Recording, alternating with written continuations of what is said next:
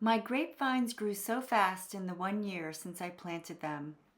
It is September, and the grapes are ready to harvest. Here is my bounty. In this video, I'm going to show you how I made Concord grape jam with it. The ingredients you need will be 4.5 pounds of Concord grapes, 2 pounds of fine sugar, and 2 tablespoons of lemon juice. You're probably wondering why I'm using bottled lemon juice instead of fresh lemon juice. Well, fresh lemon juice varies in acidity levels. The bottled lemon juice is uniformly acidic, and it's safer for canning. The first step is to rinse your grapes first, and then you're going to start to de-stem all the grapes off the vines and put them into a bowl. The next thing I did was just to weigh what I had to make sure I was working with enough grapes. The next step is definitely the most time-consuming step. Separate the peel from the flesh of each grape. I know this sounds daunting, but it really is necessary, but luckily it's also very easy. All you have to do is pinch the grape and the peel comes off very easily. You're probably asking, well, how long does this take? Anticipating this question, I timed myself. To peel 4.5 pounds of grapes took me 52 minutes, but you might be faster than me.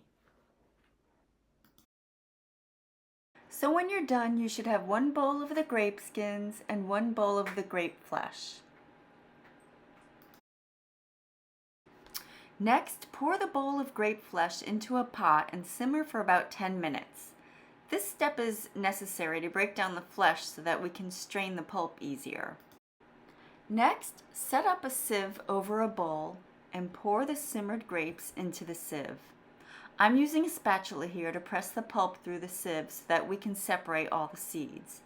This step can take a few minutes. You're going to just keep stirring and pressing with the spatula to get all the pulp through. My sieve is a very fine mesh, so it took several minutes to do this.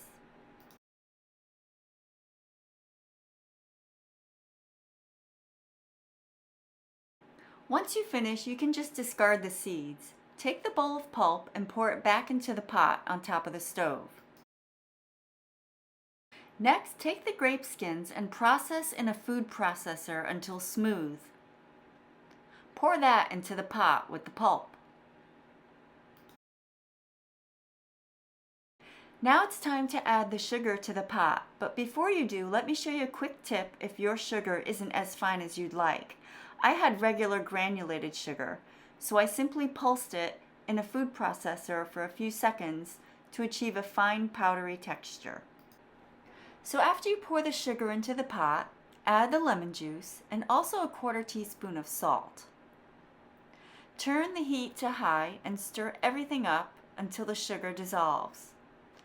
Once it starts to boil, lower the heat so that the mixture simmers. You'll need to simmer this mixture uncovered for about 35 to 40 minutes. Next, ladle the mixture into your prepared jars.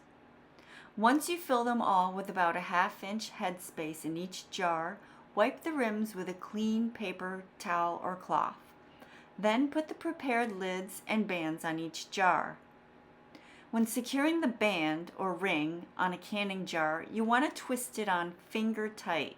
This means you should tighten the band until it is snug but not too tight. Why, you ask? Well, finger tight allows air to escape during the heat processing, which is essential for creating a vacuum seal.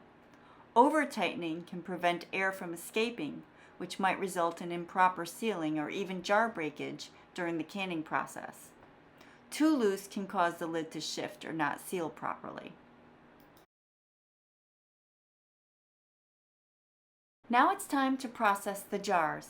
Make sure you already have your heat-proof canning rack at the bottom of the pot. Never place the jars in the pot without a rack. Direct contact with the bottom of the pot can cause jars to overheat, crack, or break during the canning process. After you place your jars in the pot, put the lid on and set your timer for 10 minutes. After 10 minutes are up, remove each jar onto a tray and place it where it won't be moved around, because you'll need to keep them there for 24 hours undisturbed. After the 24 hours, you'll notice that the bands are slightly loose and you can tighten them up. Or open a jar and enjoy the delicious Concord grape jam that you made. You can enjoy it with cheese and crackers or on your toast for breakfast. Thanks for watching this video. I hope it was helpful.